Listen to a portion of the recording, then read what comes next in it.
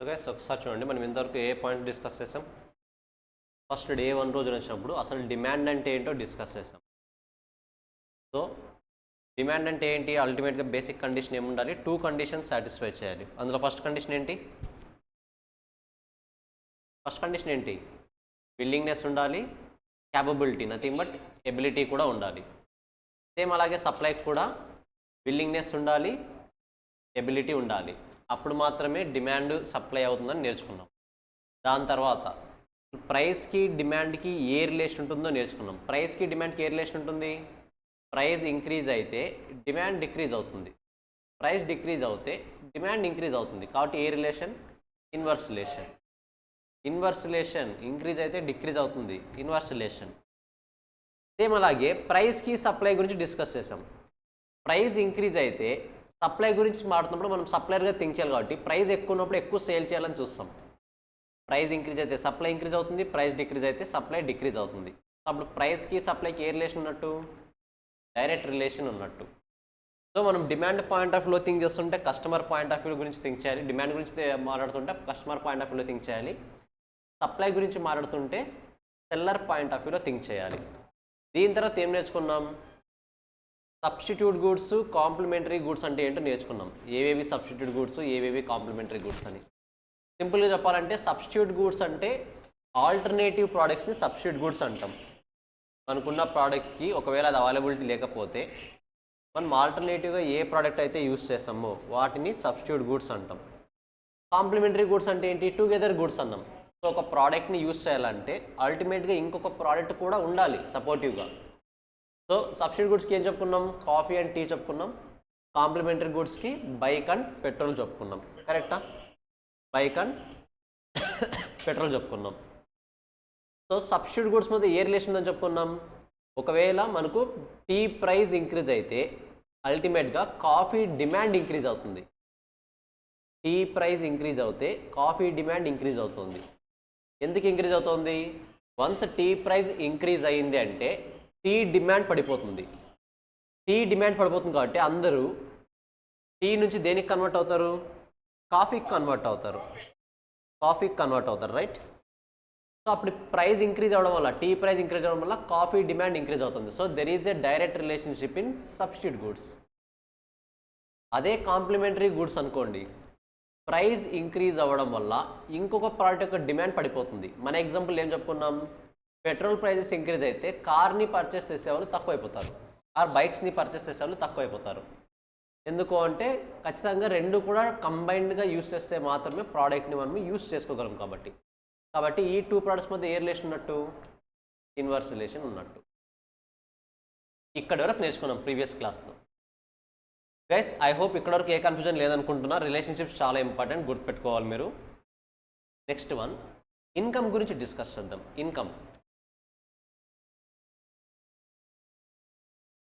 Income గురించి discuss చేద్దాం. Guys, let's say me salary monthly 10,000 అనుకుందాం.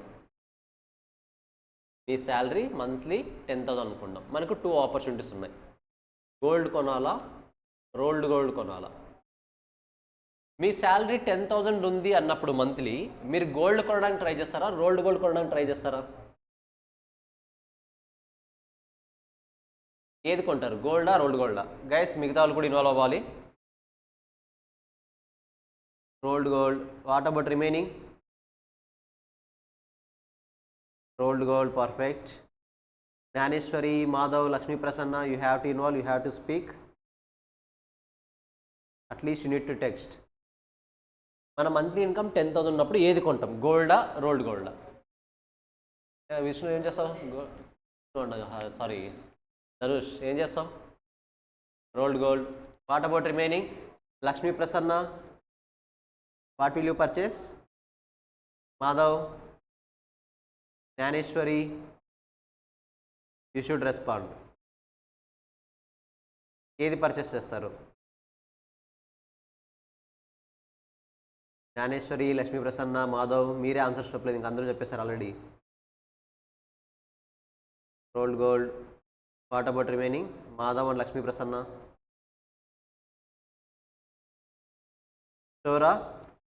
సో 10,000 ఉన్నప్పుడు ఆల్వేస్ అందరూ కూడా రోల్డ్ గోల్డ్ కొనడానికి ఇష్టపడతారు. నథింగ్ బట్ నీ ఇన్కమ్ తక్కువ ఉన్నప్పుడు, మన ఇన్కమ్ తక్కువ ఉన్నప్పుడు గోల్డ్ యొక్క డిమాండ్ని డిక్రీజ్ చేస్తాం, రోల్డ్ గోల్డ్ యొక్క డిమాండ్ని ఇంక్రీజ్ చేస్తాం. ఎందుకంటే దాన్ని ఎక్కువ కొంటాం కదా.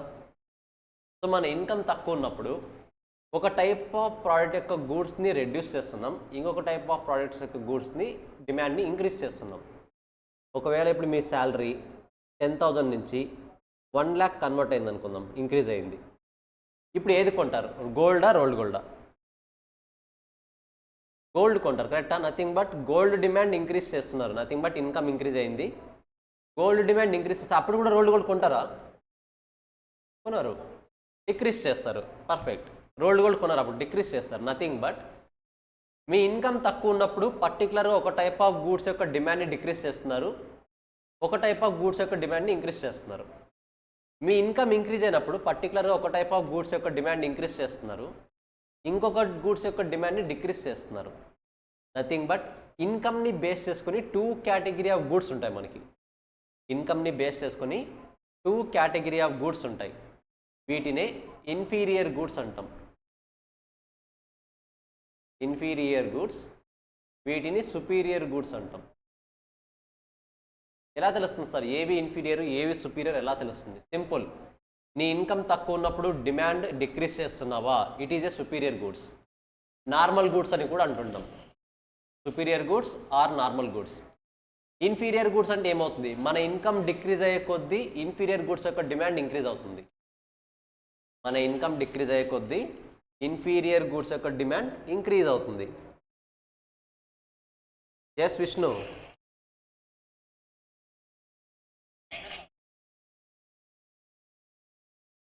విష్ణు సబ్సిడీ గూడ్స్ కాన్సెప్ట్ అయిపోయింది కదా. ఎస్ చెప్పండి.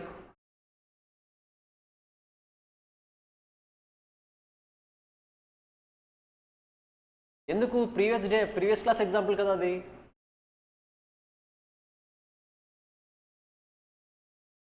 వెయిట్, ఇన్కమ్ని కన్వర్ట్ చేసి ఎక్స్ప్లెయిన్ చేస్తాను నేను, ఓకేనా? సో గైస్, మీ ఇన్కమ్ డిక్రీజ్ అవుతున్నప్పుడు ఇన్ఫీరియర్ గూడ్స్ యొక్క డిమాండ్ని ఇంక్రీజ్ చేస్తున్నారు, మీ ఇన్కమ్ ఇంక్రీజ్ అయినప్పుడు సుపీరియర్ గూడ్స్ యొక్క డిమాండ్ని ఇంక్రీజ్ చేస్తున్నారు. సో నథింగ్ బట్ ఇక్కడ బాగా ఆలోచించండి, ఇన్కమ్ని బేస్ చేసుకున్నప్పుడు మనకు 2 types of goods, superior goods, inferior goods.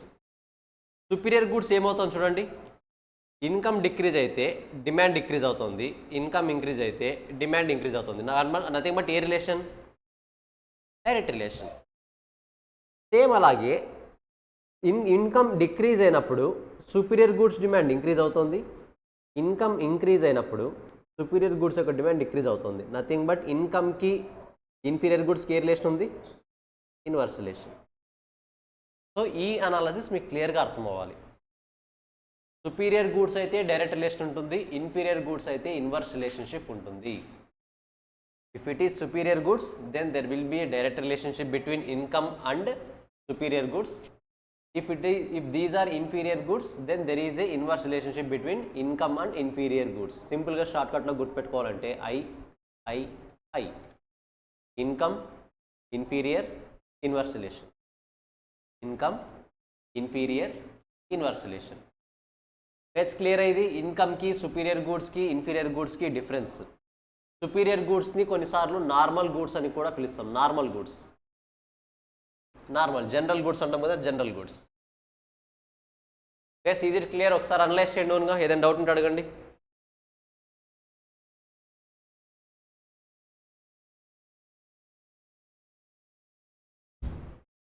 మిగతా వాళ్ళు ఒకసారి అది రివైజ్ చేయండి. ఎస్ విష్ణు, మీ డౌట్ చెప్పండి ఏంటి స్పెసిఫిక్గా. ఎస్ రిమైనింగ్ పీపుల్ ఇది రివైజ్ చేయండి, రిమైనింగ్ పీపుల్ ఇది రివైజ్ చేయండి. విష్ణు ఎస్ చెప్పండి.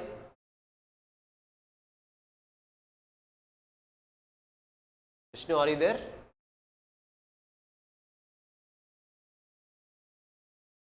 విష్ణు ఒకసారి లాగౌట్ లాగిన్ అవ్వండి.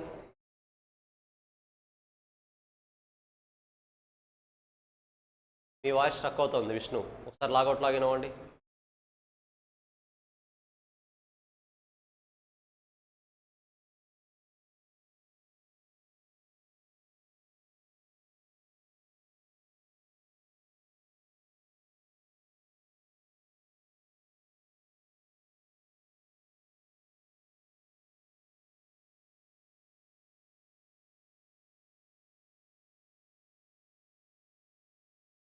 విష్ణు మీ వాయిస్ రావట్లేదు. ఎస్ చెప్పండి.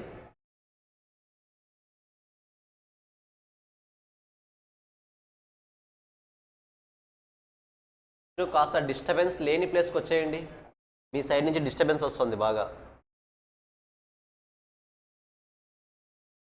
కాస్త ఆడియో డిస్టర్బెన్స్ లేకుండా చూసుకోండి ఒకసారి. విష్ణు ఆఫ్లైన్ కదా, దేనికి రాలేదు ఈరోజు ఆఫ్లైన్కి? ఎస్ విష్ణు చెప్పండి.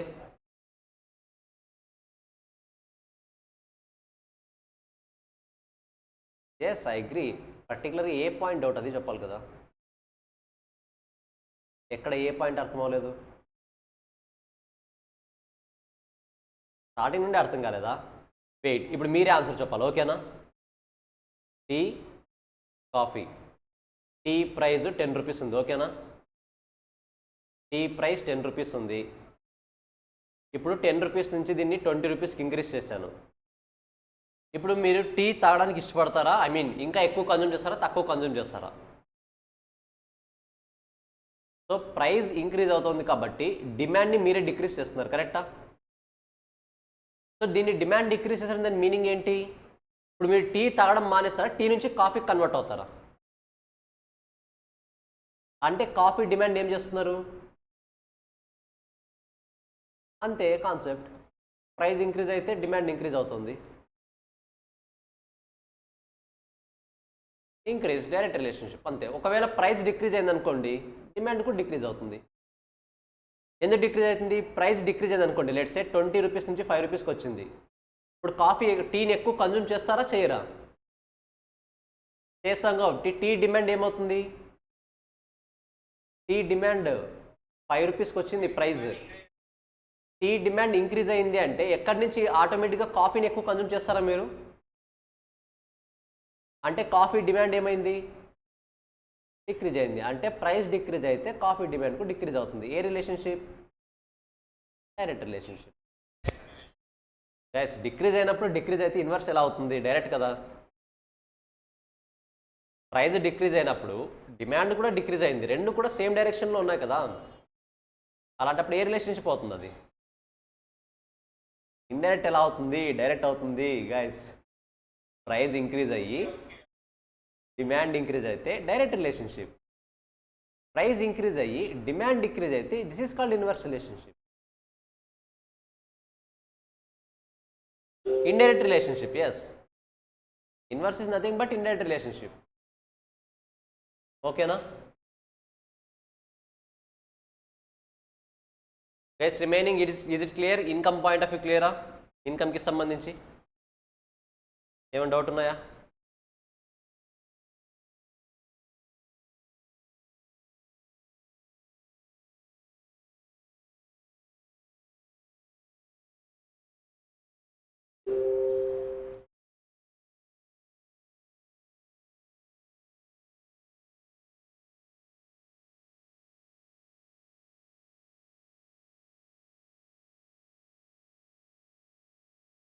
సో గైస్ ఇప్పుడు ఒక మెయిన్ కాన్సెప్ట్ చూద్దాం. ఇప్పుడు కంప్లీట్ చేసిన కాన్సెప్ట్స్తోనే ఇప్పుడు డిఫరెంట్గా దాన్ని డివైడ్ చేస్తాం. చూడండి ఒకసారి. మనం ఆల్రెడీ డిమాండ్ అంటే ఏమో చూసాము. లా ఆఫ్ డిమాండ్ ఇప్పుడు చూడాలి. ఏంటి law of demand? Law of demand explain the relationship between price and quantity demanded, nothing but units demand. So law of demand ఏం చెప్తుంది? సింపుల్గా ప్రైస్ ఇంక్రీజ్ అయితే డిమాండ్ డిక్రీజ్ అవుతుంది. This is called law of demand. Price increase అయితే demand decrease అవుతుంది. ఒకసారి చూడండి. According to law of demand according to law of demand when all other things are remains constant. గా సింపుల్గా చెప్పాలంటే మార్కెట్లో ఒక ప్రోడక్ట్కి డిమాండ్ డిక్రీజ్ అవ్వడానికి ఇంక్రీజ్ అవ్వడానికి మెనీ ఫ్యాక్టర్స్ ఎఫెక్ట్ చేస్తాయి. బట్ ఇక్కడ అజంప్షన్ ఏం తీసుకుంటాం? All other things are remain constant. Let's say సమ్మర్లో ఉలన్ గుడ్స్కి డిమాండ్ ఎక్కువ ఉంటుందా తక్కువ ఉంటుందా? ఉలన్ గుడ్స్కి, స్వెటర్స్కి తక్కువ ఉంటుంది. దేనివల్ల? ప్రైస్ వలన ఆర్ ఎన్విరాన్మెంట్ వల్ల, సీజన్ వలన? అంటే డిమాండ్ ఇంక్రీజ్ అవ్వాలా డిక్రీజ్ అవ్వాలా అనేది కొన్నిసార్లు అదర్ దెన్ ప్రైస్ మీద కూడా చేంజ్ అవుతుంది కదా. అదర్ దెన్ ప్రైస్ మీద కూడా డిపెండ్ అవుతుంది కదా. సో ఇక్కడ అజంప్షన్ ఏంటంటే లా ఆఫ్ డిమాండ్లో డిమాండ్ చేంజ్ అయింది అంటే ఖచ్చితంగా ప్రైస్ వల్ల మాత్రమే చేంజ్ అవుతుంది. All other things are remain constant అని అజంప్షన్ తీసుకుంటాడు. క్లారిటీ వస్తుందా? ఒక ప్రోడక్ట్ యొక్క డిమాండ్ చేంజ్ అవ్వడానికి మెనీ రీజన్స్ ఉంటాయి, మెనీ ఫ్యాక్టర్స్ ఎఫెక్ట్ చేస్తాయి. బట్ ఇక్కడ అజంప్షన్ ఏంటి? All others factors are remain constant, only price has the power to change the demand of a particular product. That is the assumption. Guys, is it clear? అందుకనే all other things are remains constant అన్నాడు. All other things అంటే ఏంటి? Other than price ఏదైతే demand effect చేస్తాయో ఆ factors అన్నీ కూడా constant. So if the price of commodity rises, if price of commodity rises then the demand for the same is decreased. అదే కదా మనం ఇంతవరకు నేర్చుకున్నది. ప్రైస్ ఇంక్రీజ్ అయితే డిమాండ్ డిక్రీజ్ అవుతుంది. And vice versa. And vice versa అంటే దాని meaning ఏంటి? మనం చెప్పుకునే దానికి ఎగ్జాక్ట్లీ ఆపోజిట్. నథింగ్ బట్ ఒకవేళ డిమాండ్ కనుక ఇంక్రీజ్, ప్రైస్ కనుక ఇంక్రీజ్ అయితే డిమాండ్ డిక్రీజ్ అవుతుంది. వైస్ వర్సా అంటే ప్రైస్ డిక్రీజ్ అయితే డిమాండ్ ఇంక్రీజ్ అవుతుంది. ప్రైస్ డిక్రీజ్ అయితే డిమాండ్ ఇంక్రీజ్ అవుతుంది. It means that there is a inverse relationship between the price and demand. ఇంతవరకు అదే కదా మనం చూసింది, ఇన్వర్స్ రిలేషన్షిప్. ప్రైస్ ఇంక్రీజ్ అయితే డిమాండ్ డిక్రీజ్ అవుతుంది. Inverse relationship is nothing but indirect relationship. రెండు ఒకటే, అది డిఫరెంట్ వర్డ్స్ కాదు. Inverse relationship mean nothing but indirect relationship. Base ఇది లా ఆఫ్ డిమాండ్. ఇంతవరకు మనం నేర్చుకున్నది. ఒకసారి డెఫినేషన్ చదవండి. ఏమైనా డౌట్ ఉందా డెఫినేషన్లో? You no need to reproduce the definition because we have MCQs only, not the theory content. మీరు డిస్క్రిప్టివ్గా రాయాల్సిన అవసరం లేదు కాబట్టి జస్ట్ ఇది ఫాలో అవ్వండి చాలు. సింపుల్ లా ఆఫ్ డిమాండ్ ఏం చెప్తుంది? ప్రైస్ ఇంక్రీజ్ అయితే డిమాండ్ డిక్రీజ్ అవుతుంది, ప్రైస్ డిక్రీజ్ అయితే డిమాండ్ ఇంక్రీజ్ అవుతుంది. ప్రైస్కి డిమాండ్కి ఆల్వేస్ ఇన్వర్స్ రిలేషన్షిప్ ఉంటుందని చెప్తుంది.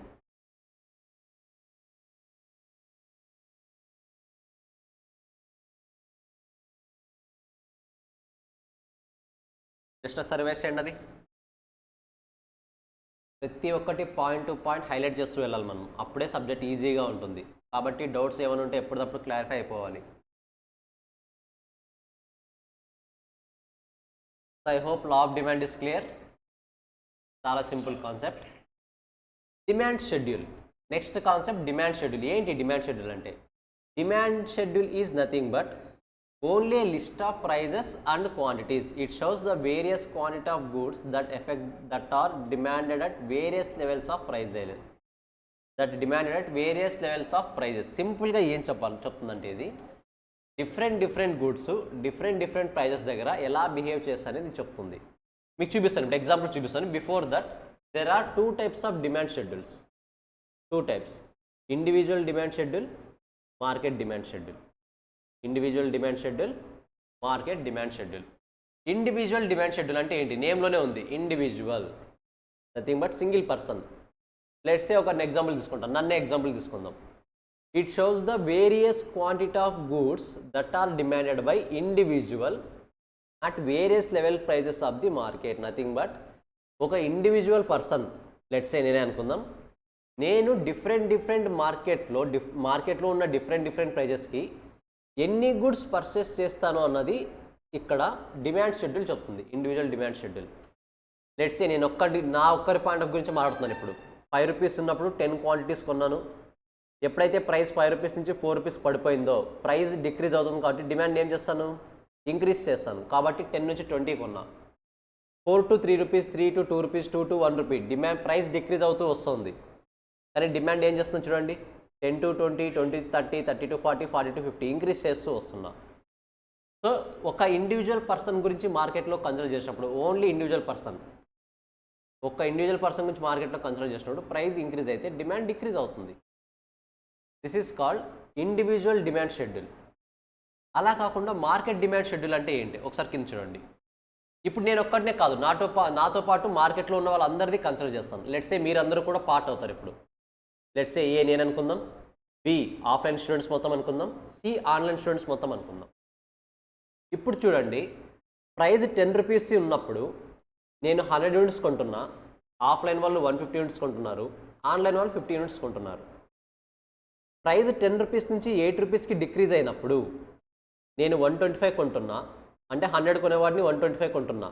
ఆఫ్లైన్ వాళ్ళు 150 కొనేవాళ్ళు 200 కొంటున్నారు, ఆన్లైన్ వాళ్ళు 50 కొనేవాళ్ళు 60 కొంటున్నారు. మీరు అబ్జర్వ్ చేస్తున్నారా? ఇక్కడ ప్రైస్ డిక్రీజ్ అవుతూ ఉంటే వీళ్ళందరూ కొనే క్వాంటిటీ ఇంక్రీజ్ చేస్తున్నారు. సో నేను సమ్మప్ చేసి ముగ్గురిది యాడ్ చేస్తే 100 ప్లస్ 150 ప్లస్ 50 300. సింపుల్గా చెప్పాలంటే ఇక్కడ ఓవరాల్గా చూడండి, price 10 to 8, 8 to 6, 6 to 4, 4 to 2 decrease అవుతుంది. ఆటోమేటిక్గా మార్కెట్లో పీపుల్ కొనే క్వాంటిటీ అనేది ఇంక్రీజ్ అవుతుంది. 3 to 385, 505, 660, 900. సో ప్రైస్ డిక్రీజ్ అయ్యే కొద్దీ డిమాండ్ అనేది ఇంక్రీజ్ చేస్తున్నారు. This is called market demand schedule. Individual demand షెడ్యూల్కి మార్కెట్ డిమాండ్ షెడ్యూల్కి డిఫరెన్స్ ఏంటి? ఇండివిజువల్ డిమాండ్ షెడ్యూల్లో పర్టికులర్గా ఒక పర్సన్ గురించి మాట్లాడతాం. ఇండివిజువల్ అని నేమ్లోనే ఉంది. పర్టికులర్గా ఒక పర్సన్ గురించి మాత్రమే డిస్కస్ చేస్తాం. బట్ మార్కెట్ డిమాండ్ షెడ్యూల్లో ఏం చేస్తాం? ఓన్లీ ఒక పర్సన్ గురించి కాకుండా మార్కెట్లో ఉన్న పీపుల్ గురించి, అందరి గురించి ఆలోచిస్తాం. కాబట్టి ఇక్కడ 3 కేటగిరీస్ తీసుకున్నాను నేను. A, B, C. Total A plus B plus C. 3 category of people. సింపుల్గా ప్రైస్ డిక్రీజ్ అవుతుంది కాబట్టి ఎక్కువ క్వాంటిటీని పర్చేస్ చేస్తారు. ఇటు చూడండి, it shows the various quantity of goods that are demanded by all consumers. All consumers అన్నాను, ఇంతకుముందు ఒక కన్జ్యూమరే, అది నేను ఒక్కడే. ఇప్పుడు ఆల్ కన్జ్యూమర్స్, అందరినీ తీసుకుంటున్నా. All consumers in the market at various levels of prices in the market. When the individual demand are added, market demands can be obtained. Nothing but individual demands మొత్తం కూడా A plus B plus C. A అనేది ఒక individual demand, B అనేది ఒక individual demand, C అనేది ఒక individual demand. ఇలా individual demands add చేస్తే మనకు ఖచ్చితంగా ఏమొస్తుంది? మార్కెట్ డిమాండ్ షెడ్యూల్ వస్తుంది. సింపుల్గా సమ్మప్ చేయాలంటే market demand schedule equal to some of individual demand schedule. Some of individual demand schedule. వీటికి సంబంధించి గ్రాఫ్స్ కూడా ఉంటాయి. గ్రాఫ్స్ కూడా ఒకసారి చూసి మీకు టైం ఇస్తాను. ఇండివిజువల్ చూడండి ఒకసారి. నేను పైన తీసుకున్న నంబర్స్ని గ్రాఫ్ రూపంలో ప్రజెంట్ చేస్తే, అఫ్కోర్స్ ఇక్కడ డిఫరెంట్ నెంబర్స్ తీసుకున్నారు. మీరు కావాలంటే సేమ్ నెంబర్స్ తీసుకున్న సార్ క్యాలిక్యులేట్ చేయండి. ఐ థింక్ సేమ్ నెంబర్సే కదా? ఎస్, సేమ్ నెంబర్సే. 1, 2, 3, 4, 5 ప్రైజెస్, 10, 20, 30, 40, 50 డిమాండ్. మీరు ఆ పర్టికులర్ రెస్పెక్టివ్ ప్లేసెస్ని స్పాట్ చేసి లైన్ కనుక డ్రా చేస్తే left to right slope downwards వస్తుంది. Left to right slope downwards. మనకు ఎగ్జామ్లో ఈ క్వశ్చన్స్ అడుగుతారు. ఇండివిజువల్ డిమాండ్ కర్వ్ యొక్క నేచర్ ఏంటి? Left to right slope downward, గుర్తుండాలి అది. When the individual demand schedule is portrait graphically in the form of chart, it is known as individual demand curve. Nothing but individual డేటాని base చేసుకుని మనం డిమాండ్ని draw చేస్తే, I mean గ్రాఫ్ని draw చేస్తే, it will be called as individual demand curve. Individual demand curve nature ఏంటి? Slope left to right downwards. Slope left to right downwards. Guys ఎగ్జామ్లో అడుగుతారు, ఇంపార్టెంట్ ఇవి. సో ఇక్కడ ఏం చేస్తున్నాను? ఏది సపరేట్గా తీసుకుంటున్నా లెఫ్ట్ టు రైట్ డౌన్వర్డ్స్, బీది సపరేట్గా తీసుకుంటున్నా లెఫ్ట్ టు రైట్ డౌన్వర్డ్స్, సిది సపరేట్ తీసుకుంటున్నా లెఫ్ట్ టు రైట్ డౌన్వర్డ్స్. ఈ మూడింటిని సమ్మరైజ్ చేస్తే ఆటోమేటిక్గా ఇలా వస్తుంది. మనం ఎగ్జాక్ట్ గ్రాఫ్లో డ్రా చేస్తే ఇలా వస్తుంది. బట్ మనకి ఎగ్జామ్ పాయింట్ ఆఫ్ వ్యూలో మీరు గ్రాఫ్ డ్రా చేయాల్సిన అవసరం లేదు, ఎందుకంటే మనకు అడగరు గ్రాఫ్స్ గురించి. మేబీ గ్రాఫ్ ఒకసారి వాళ్ళు ఇచ్చి మనల్ని అనలైజ్ చేయమనొచ్చేమో, కానీ మనమైతే గ్రాఫ్ డ్రా చేయాల్సిన అవసరం లేదు. ఓకేనా? సో మార్కెట్లో ఉన్న అందరి పీపుల్వి కలిపి కర్వ్ని డ్రా చేస్తే మార్కెట్ డిమాండ్ కర్వ్ అంటాం. ఓన్లీ ఇండివిజువల్ పర్సన్ అయితే ఇండివిజువల్ డిమాండ్ కర్వ్ అంటాం. Guys is it clear? Individual demand schedule, market demand schedule. ఒకసారి రివైజ్ చేయండి, ఏమైనా డౌట్ ఉంటే అడగండి ఒకసారి. Simple, individual persons, group of peoples. Curves రెండు సేమే, కాకపోతే ఇక్కడ ఇండివిజువల్ పర్సన్ తీసుకుంటాం, అక్కడ గ్రూప్ ఆఫ్ పీపుల్ తీసుకుంటాం. రెండు లెఫ్ట్ టు రైట్ స్లోప్ డౌన్ వర్డ్సే.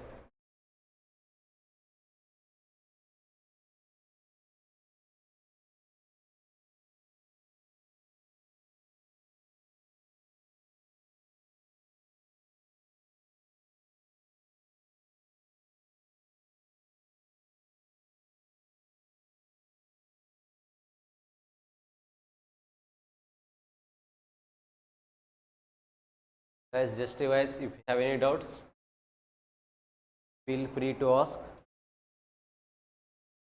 మనం ఆల్మోస్ట్ 1 వీక్ క్లాసెస్ అయిపోయాయి, ఇప్పుడు కూడా మొహమాట పడకూడదు మీరు. Yes, okay. I think Vishnuvardhan from local only, Hyderabad only. Okay. Arun Kumar, you are from Secunderabad. Okay. Then offline try చేయొచ్చు కదా, why online?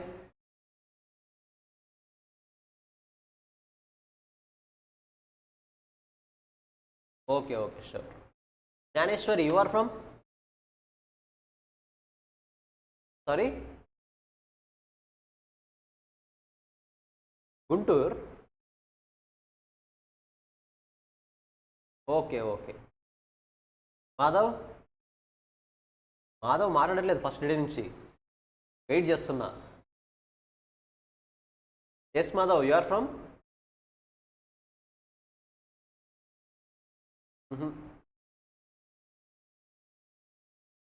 Madhav text me once. Text చేయండి. Naveen fully activate. ఎక్కడి నుంచి Naveen? Vizag. Okay. Okay. Okay. Sure. Perfect. ఇంకెవరున్నారు? లక్ష్మీ ప్రసన్న. లక్ష్మీ ప్రసన్న ఎక్కడి నుండి? హైదరాబాద్. మరి ఆఫ్లైన్ ట్రై చేయొచ్చు కదా హైదరాబాద్లో ఉంటూ. ఎక్కడ హైదరాబాద్లో ఎక్కడ?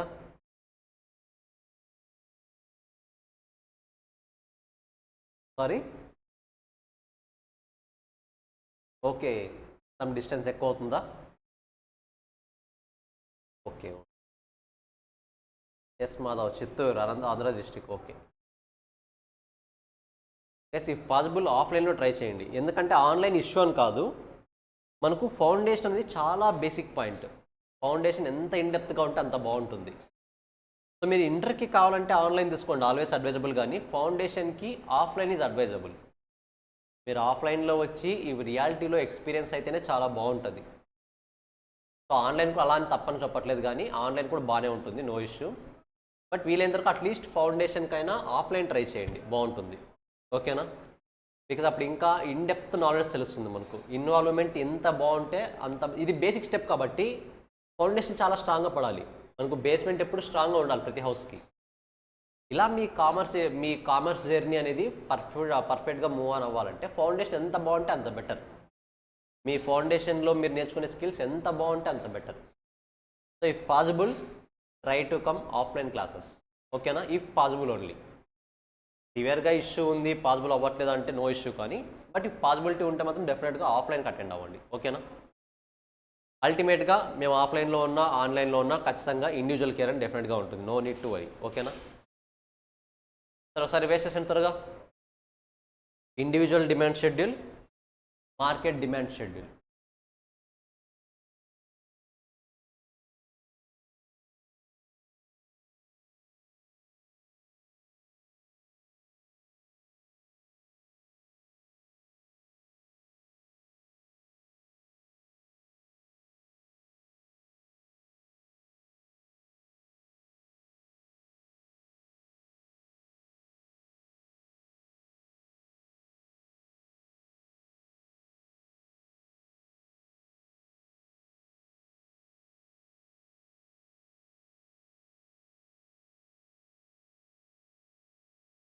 వేస్తారు గారు రివైజ్ చేసేయండి ఒకసారి.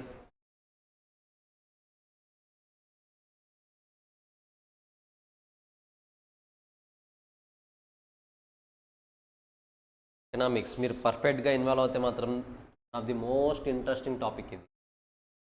మనం రియాలిటీలో ఎక్స్పీరియన్స్ అవుతున్నది, ప్రతిదీ రియాలిటీలో ఎక్స్పీరియన్స్ అవుతుంటాం. ఎకనామిక్స్లో చూసే ప్రతిదీ రియాలిటీలో ఎక్స్పీరియన్స్ అవుతుంది మనం.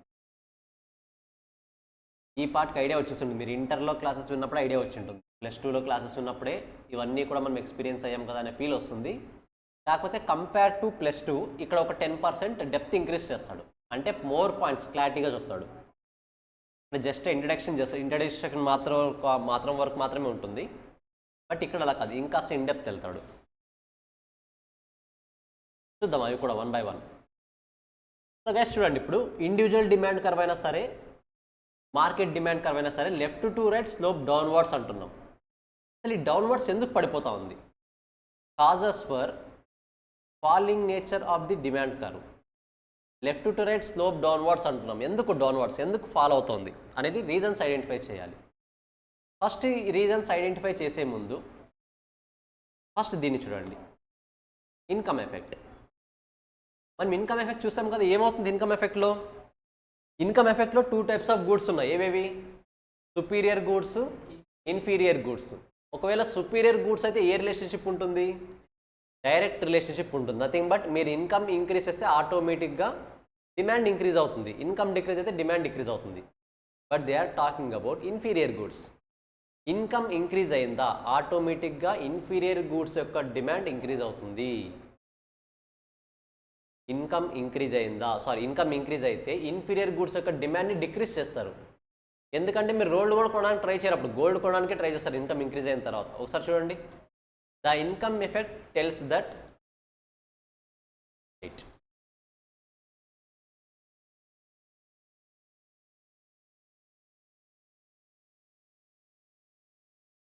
The income effect tells that the real income of the consumer rises due to fall in the prices of the level. So ఖచ్చితంగా ఇన్కమ్ ఇంక్రీజ్ అయితే ప్రైస్ లెవెల్స్ డిక్రీజ్ అవుతాయి. ఎలా చూద్దాం అవి కూడా. So they purchase more and more goods when the prices falls. Nothing but అల్టిమేట్గా price decrease అయింది అంటే ఖచ్చితంగా ఎక్కువ కొంటారు. This is said to be income effect. ఇప్పుడు నార్మల్గా ఏం చెప్తున్నారంటే మనకు of course superior goods inferior goods ఉంటాయి. ఇండైరెక్ట్గా ఏం చెప్తున్నారు అంటే ప్రైజెస్ డిక్రీజ్ అయినప్పుడు కస్టమర్ అన్నవాడు ఎక్కువ గుడ్స్ కొంటాడు. నథింగ్ బట్ ఎక్కువ గుడ్స్ కొనాలంటే అల్టిమేట్గా ఏది ఉండాలి, ఇన్కమ్ కూడా ఎక్కువ ఉండాలి. ప్రైజెస్ డిక్రీజ్ అయ్యాయి ఓకే, ఎక్కువ గుడ్స్ కొనాలి. మరీ ఎక్కువ గుడ్స్ కొనాలంటే ఏముండాలి, ఇన్కమ్ ఎఫెక్ట్ కూడా ఉండాలి. That is the first point. అంటే slope left to right downward అవడానికి one of the reason. Substitute effect, మనం సబ్స్టిట్యూట్ గుడ్స్ గురించి మాట్లాడుకున్నాం కదా. In case of the substitutes, if the price of the commodity X rises, in case of the commodity X rises, relatively the other goods consumer will buy less of X commodity X. Nothing but X యొక్క price increase అయింది కాబట్టి Xని కొనేవాళ్ళు తగ్గిపోతారు. At the same time ఏం చేస్తారు, Xకి ఏదైతే substitute ఉందో దాన్ని కొనడం ఎక్కువ చేస్తారు. And by more of the goods Y which has relatively cheaper. Nothing but product X product Y ఉన్నాయి. ప్రోడక్ట్ ఎక్స్ యొక్క ప్రైజెస్ని ఇంక్రీజ్ చేస్తే ఆటోమేటిక్గా ప్రోడక్ట్ వైని పర్చేస్ చేయడం స్టార్ట్ చేస్తారు. ఎందుకు, ఎక్స్ రేట్స్ ఇంక్రీజ్ అయ్యాయి కాబట్టి ఎక్స్ని డిక్రీజ్ చేస్తారు. ఎక్స్కి ఆల్టర్నేటివ్ గుడ్స్ ఏంటి, వై, కాబట్టి వైని ఇంక్రీజ్ చేస్తారు. This is called substitution effect. So that the demand curve slopes downwards. ఇక కర్వ్స్ గురించి వస్తాయి, ఇంకా ఎందుకు డౌన్వర్డ్ వస్తుంది రీజన్స్తో కర్వ్స్ కూడా డ్రా చేస్తాం, అక్కడ ఇంకా క్లారిటీ వస్తుంది. సో ఇంతవరకు ఇన్కమ్ ఎఫెక్ట్ సబ్స్టిట్యూట్ ఎఫెక్ట్ మనకు తెలుసు.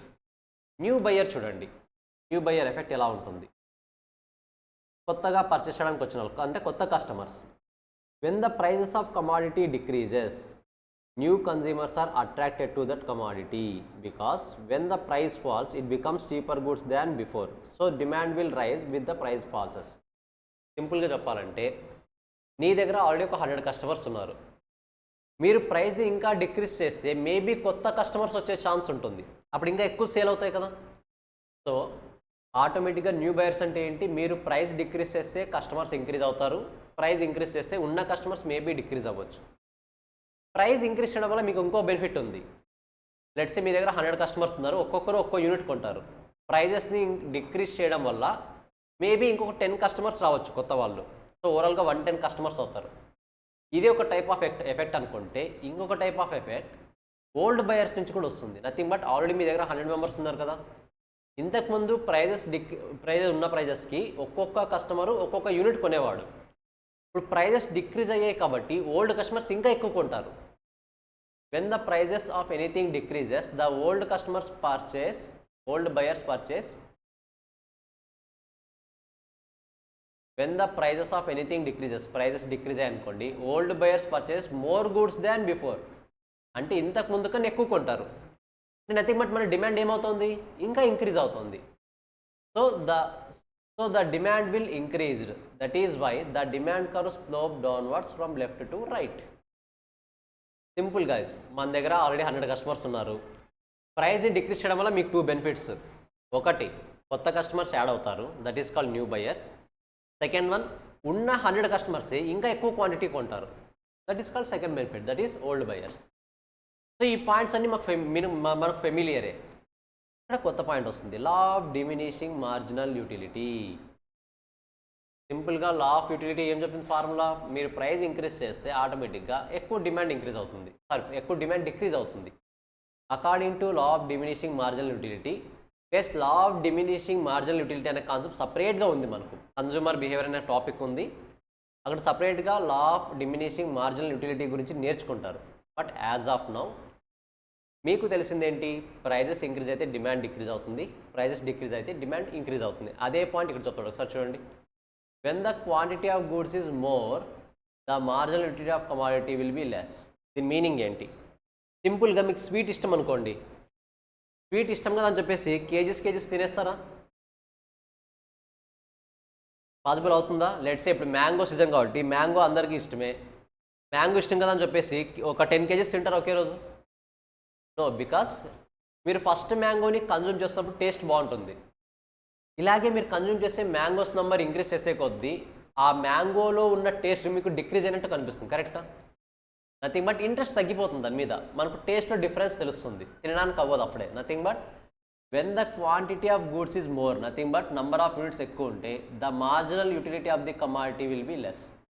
సో మీరు ఒక ఎక్స్ట్రా మ్యాంగో కన్జ్యూమ్ చేసే కొద్దీ ఈచ్ మ్యాంగో నుంచి వచ్చే మీకు సాటిస్ఫాక్షన్ లెవెల్ డిక్రీజ్ అయిపోతుంది.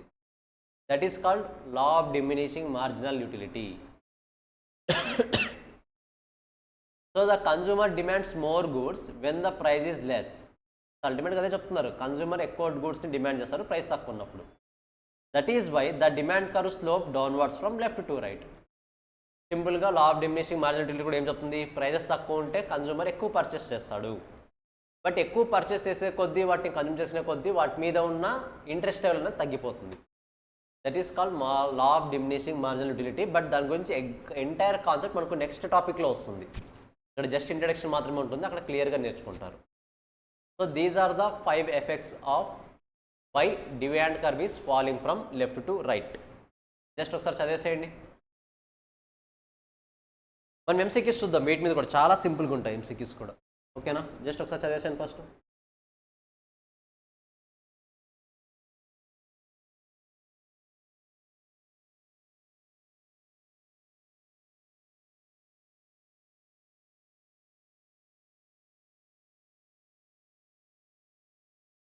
Yes,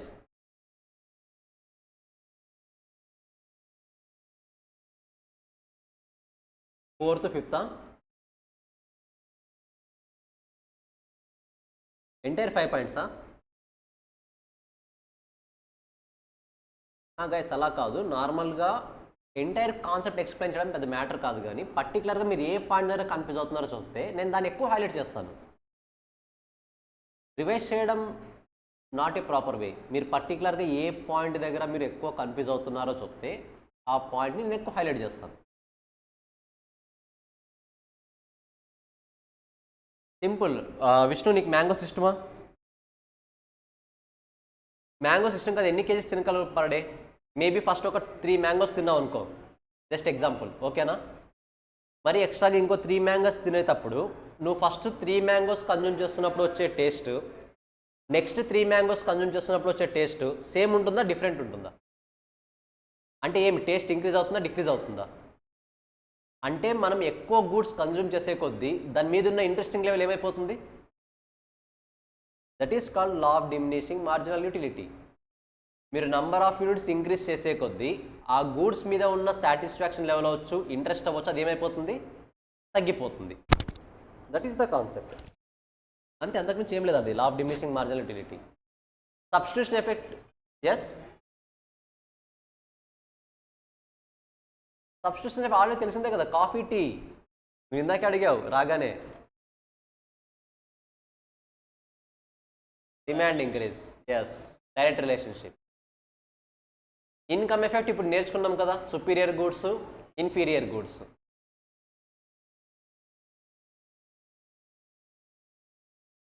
simple guys. విష్ణు నువ్వే చెప్పాలి ఆన్సర్స్, నువ్వు చెప్తేనే బాగుంటుంది. ఇప్పుడు మన ఇన్కమ్ 10,000 అనుకుందాం. నువ్వు గోల్డ్ పర్చేస్ చేయడానికి ప్రయారిటీ ఇస్తావా, రోల్డ్ గోల్డ్ కొనడానికి ప్రయారిటీ ఇస్తావా? ఐడియా ఉందా గోల్డ్కి rolled gold difference? Nothing but original, like China product లాగా, చీప్ ప్రోడక్ట్ లాగా, ఓకేనా? ఇప్పుడు మన ఇన్కమ్ 10,000 ఉంది అంటే ఏది కొంటాం మరి, గోల్డా రోల్డ్ గోల్డా? రోల్డ్ గోల్డ్ కొంటాం. నథింగ్ బట్ ఇన్కమ్ తక్కువ ఉన్నప్పుడు రోల్డ్ గోల్డ్కి హై ప్రయారిటీ ఇస్తున్నాం, గోల్డ్కి తక్కువ ప్రయారిటీ ఇస్తున్నాం, కరెక్టా? సేమ్ అలాగే ఇన్కమ్ ఇంక్రీజ్ అయింది అనుకోండి, గోల్డ్ కొంటావా, రోల్డ్ గోల్డ్ కొంటావా? ఇన్కమ్ 10,000 ఉన్నప్పుడు రోల్డ్ గోల్డ్ కొంటున్నావు, అంటే గోల్డ్ యొక్క డిమాండ్ని డిక్రీజ్ చేస్తున్నావు. అంటే గోల్డ్ కొనట్లేదు కదా, నువ్వు రోల్డ్ గోల్డ్ కొంటున్నావు. ఇది 1 lakh అయింది అనుకోండి, ఇప్పుడు ఏది కొంటారు? గోల్డ్ కొంటారు. అంటే గోల్డ్ డిమాండ్ ఇంక్రీజ్ చేస్తారు. రోల్డ్ గోల్డ్ కొంటారా? కొనారు. నథింగ్ బట్ ఇన్కమ్ తక్కువ ఉన్నప్పుడు ఈ గోల్డ్ ప్రైస్ డిక్రీజ్ అవుతుంది, గోల్డ్ డిమాండ్ డిక్రీజ్ అవుతుంది, రోల్డ్ గోల్డ్ ఇంక్రీజ్ అవుతుంది. నథింగ్ బట్ ఈ రోల్డ్ గోల్డ్ని నథింగ్ బట్ చీప్ ప్రోడక్ట్స్ని ఇన్ఫీరియర్ గూడ్స్ అంటాం. Inferior goods. ఇన్కమ్ డిక్రీజ్ అయినప్పుడు ఇన్ఫీరియర్ గూడ్స్ని ఇంక్రీజ్ చేస్తాం.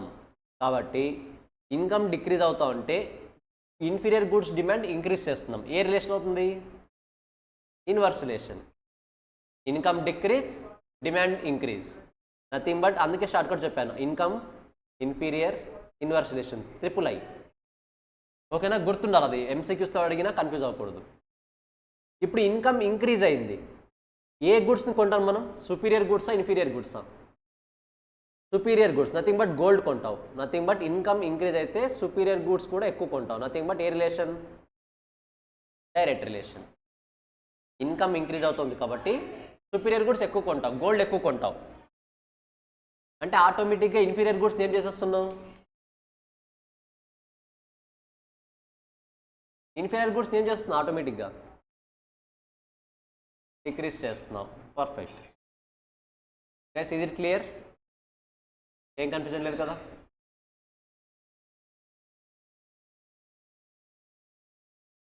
సారీ,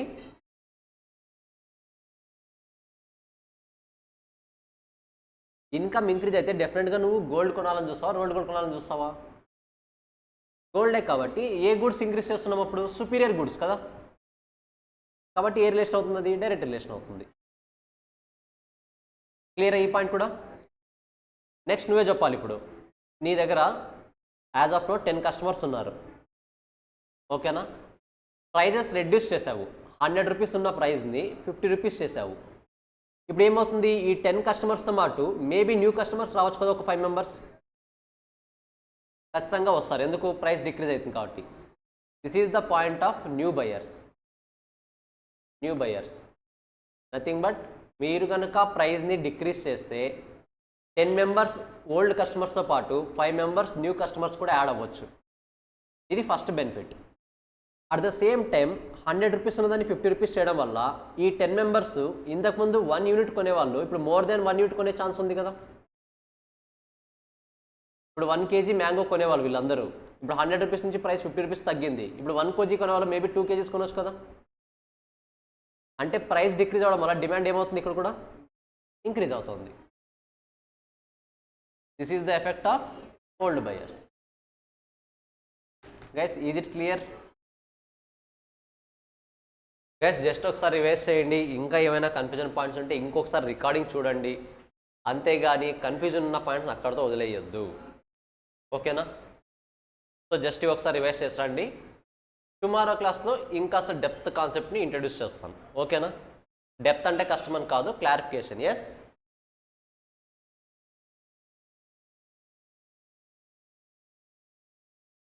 యాక్సెస్ వచ్చిందా? సో గైస్, యాజ్ ఆఫ్ యూట్యూబ్లో చూడండి, యూట్యూబ్లో అప్లోడ్ అవుతున్నాయి. నేను యాప్లో యాక్సెస్ ఇప్పిస్తాను. ఓకేనా? మేబీ మీకు యాక్సెస్ మిస్ అయినట్టుంది. యూట్యూబ్లో అప్లోడ్ చేస్తున్నారు, యూట్యూబ్లో చూడండి, మీకు యాప్లో యాక్సెస్ ఇప్పిస్తాను. Okay okay, perfect. Yes, okay guys, ఒకసారి రివైజ్ చేసండి. టుమారో క్లాస్లో ఫర్దర్ కాన్సెప్ట్ డీల్ చేద్దాం. ఓకేనా? నెక్స్ట్ అసలు మీట్ అవుదాం. బాయ్. Okay, bye.